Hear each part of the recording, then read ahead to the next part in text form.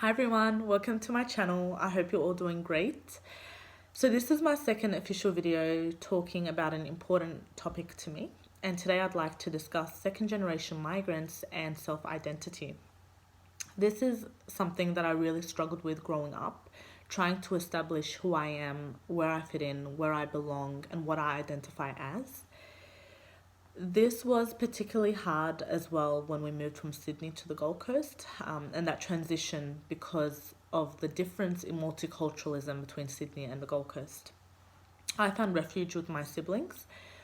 Often, when I felt isolated and felt alienated, I felt safer with them, and we had that bond with each other because we knew the struggles that we were facing together. But this was really difficult when people started to ask you, where are you from? I've asked people this question without truly understanding what this question implies.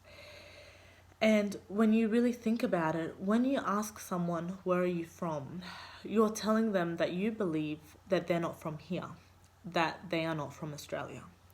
And this is really hard to hear when you only know Australia as home, and Australia has only been your home. When I started to hear this, it made me start questioning, okay, if the country I was born and raised in isn't where I'm from, then where do I belong? Where do I fit in? I'd look at my parents' home country, and it was very obvious to me that I didn't belong there either. And I had a bigger cultural gap with people who were born and raised in Egypt than I did with people with a mixed background here in Australia. So this is something that was really hard. I often felt like I was drifting, that I didn't belong anywhere, and I couldn't call a specific place my home. And although I felt like Australia was my home, that people couldn't accept it as being my home. And this was even harder in school, especially wearing the scarf in a public school on the Gold Coast. And it was worse when the professionals didn't understand how their words and actions would affect me and my ability to fit in. So, coming from a psychology background, I really do understand the importance of belonging. And it's a basic human need. It's something we need in our development, especially in our teenage years. And I believe that professionals should be really cautious and really made aware of the importance of this and how their actions can influence it. An example of this was in high school. It was just before Anzac Day, so we were going to stand up and do our minute silence for the troops who have passed. I was, of course, going to participate. I had no problem with that. In fact, I wanted to show my respect. But they announced it over the microphone that if anyone had any issues with this due to cultural or religious beliefs, they may step outside. Of course, I was the only one in my school wearing the scarf, and I was the only one obviously seen with a different cultural and religious background. And even if they weren't meaning it for me, everyone else believed it was for me. And they all stared and waited to see my response. And I found myself thrown into this political situation that I didn't want to be a part of. I was just going about my day trying to survive high school, and all of a sudden my religious or cultural beliefs are contradicting my ability to show my respects for those who have passed. The same thing also happened for September 11. And you can feel everyone glaring at you, everyone looking at you. And even though I didn't go outside, of course, I stayed there and did the 1 minute silence, the students were still associating my religion or my culture with someone or something that's against showing respect for people who have passed in these situations, whether it's war or September 11. Another thing as well was, I think it was social history. We were talking about terrorism and acts of terrorism around the world. And they put up a picture of a woman wearing a burqa and had terrorism associated with her. And she was the face of terrorism. Of course, again, I was stared at and I was dragged into a political debate that I didn't want to be a part of. And these professionals were conditioning these students into believing or associating me with these events, associating me with the war, with September 11, and associating me with someone who doesn't want to pay my respects to people who have passed in these events, and then also associating me with terrorism.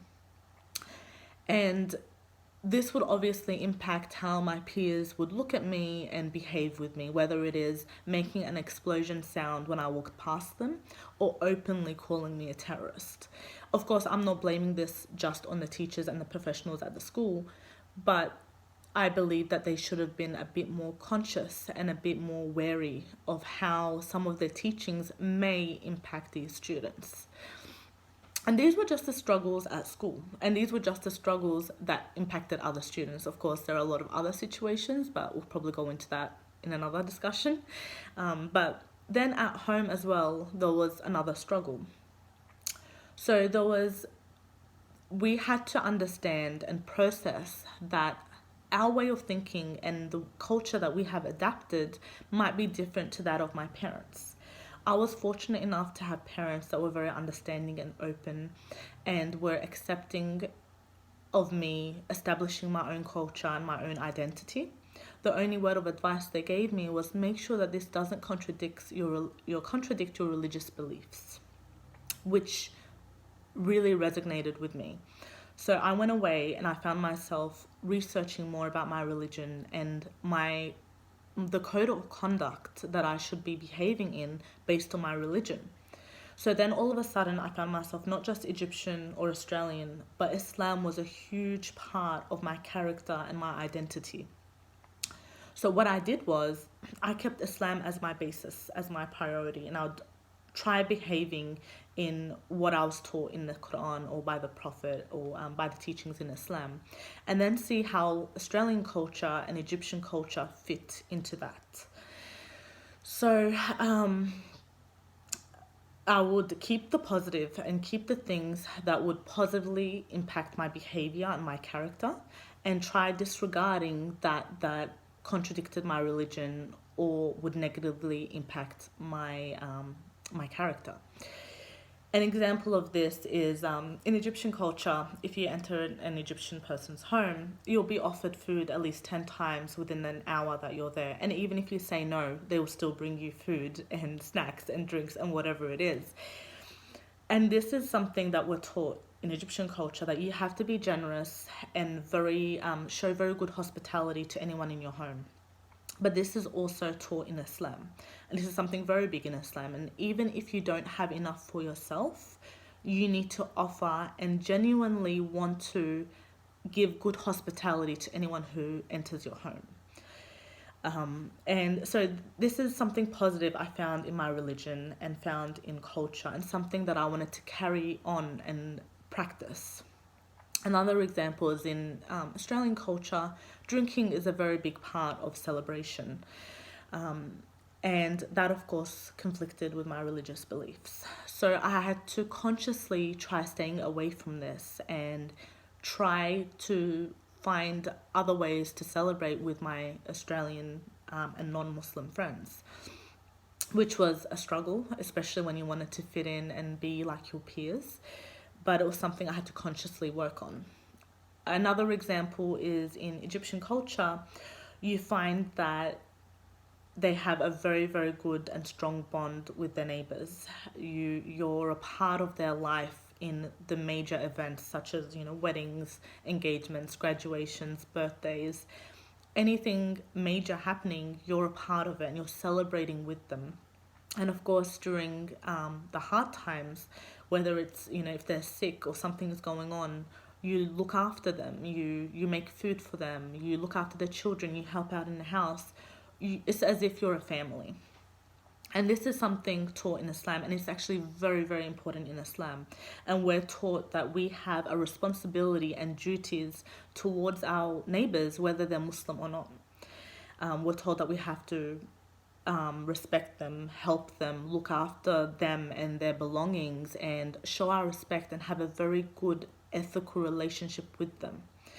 And we try to practice this, although it's not very common in Australian culture to have a very strong bond with the neighbor. But we would go out of our way to try bringing our neighbors closer to us. And we'd do this, when it was my brother's wedding, we'd go out and offer all our neighbors some wedding cake. On Christmas, we'd give out boxes of chocolates to show them that even though we don't believe the same thing, we still understand that they're celebrating and we wanted to be part of that celebration as well. Another thing that I've taken from Australian culture is that feminism and wanting to be a strong, independent woman, that is taught Australian culture, and it's also a big part of Islam. And feminism is a very big part of Islam. However, it's not as common in Egyptian culture. So I've taken that on as well and molded it into my own identity and my own culture. So these are just some examples of what I tried to do. I tried taking the best in everything that I could and mold it and form my own culture that I would be proud of and be happy to pass on. These are some examples. I would, of course, if you guys want more examples, I'm more than happy to provide you some. But I just kind of want to say that I know a lot of people struggle with this, and I know it was really, really hard for me. And it's not just for people with different cultural backgrounds or different religious beliefs. It's for people who feel different in general. Just because we might not fit in, that does not mean we don't belong. As humans, we like to neatly categorize everyone and place everyone in a little box. But sometimes when you are so great and you're so many good things, you can't fit into one box and you overlap and you're a combination of so many great things.